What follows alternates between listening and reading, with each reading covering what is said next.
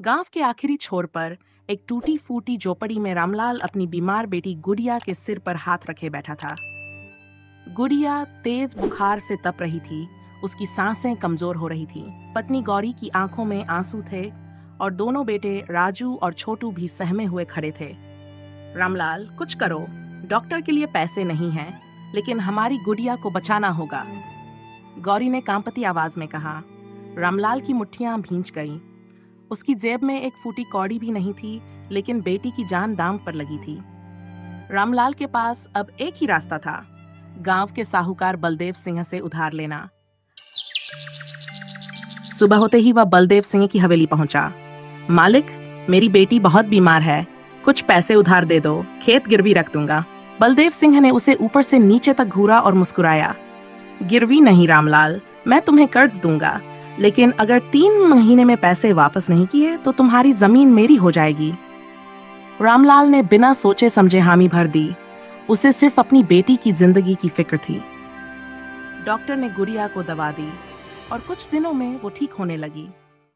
लेकिन रामलाल को अब हर हाल में कर्ज चुकाना था। उसने अपने छोटे से खेत को नई उम्मीद से देखा और ठान लिया, इस बार ऐसा अनाज उगाऊंगा कि मेरी तकदीर बदल जाएगी। वो सुबह से रात तक मेहनत करता। पैर कीचड़ में धंस जाते, हाथ छिल जाते, लेकिन उसकी आंखों में एक ही सपना था, अपनी जमीन बचानी है। 3 महीने बीत गए। फसल तैयार थी और खेत में सोने जैसी गेहूं की बालियां लहरा रही थीं। गांव के लोग भी उसकी मेहनत की तारीफ कर रहे थे। लेकिन तभी एक रात काले बादल घिर आए। बिजली कड़कने लगी और तेज आंधी चलने लगी। गौरी दरवाजे पर खड़ी थी। रामलाल, बाहर मत जाओ। लेकिन रामलाल की आंखों में डर था। अगर बारिश हुई तो पूरी फसल बर्बाद हो जाएगी। कुछ ही घंटों में उसकी मेहनत खत्म हो चुकी थी। अगली सुबह बलदेव सिन्हा खेत में आया। उसने सूखी हुई फसल को देखा और ठहाका मारा। रामलाल, अब क्या करोगे? 3 महीने पूरे हो गए, अब ये जमीन मेरी है।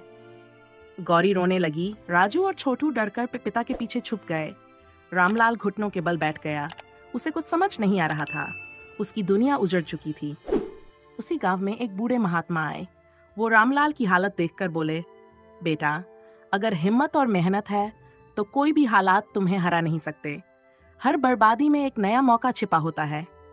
रामलाल ने आंसू पोंछे। उसकी आंखों में एक नई रोशनी थी। उसी दिन रामलाल के खेत में खुदाई के दौरान एक पुरानी मिट्टी की हांडी निकली, जिसमें सोने के कुछ सिक्के थे।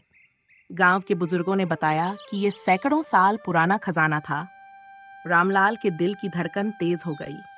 क्या ये उसकी किस्मत बदल सकती थी? लेकिन तभी बलदेव सिंह ने देखा और जोर से चिल्लाया, ये खजाना मेरी जमीन का है, मुझे दो। अब क्या होगा? क्या रामलाल अपनी जमीन और खजाना बचा पाएगा, या बलदेव सिंह उसे धोखे से छीन लेगा? आगे क्या होगा? रामलाल को खजाना मिल गया, लेकिन क्या बलदेव सिंह उसे छीन लेगा? क्या ये खजाना उसकी तकदीर बदल देगा या एक नई मुसीबत खड़ी होगी? जानने के लिए देखिए गरीब किसान की तकदीर का अगला भाग। अभी सब्सक्राइब करें और बेल आइकन दबाएं ताकि आप इस धमाकेदार कहानी का अगला हिस्सा मिस न करें। जल्द आ रहा है इसका अगला भाग।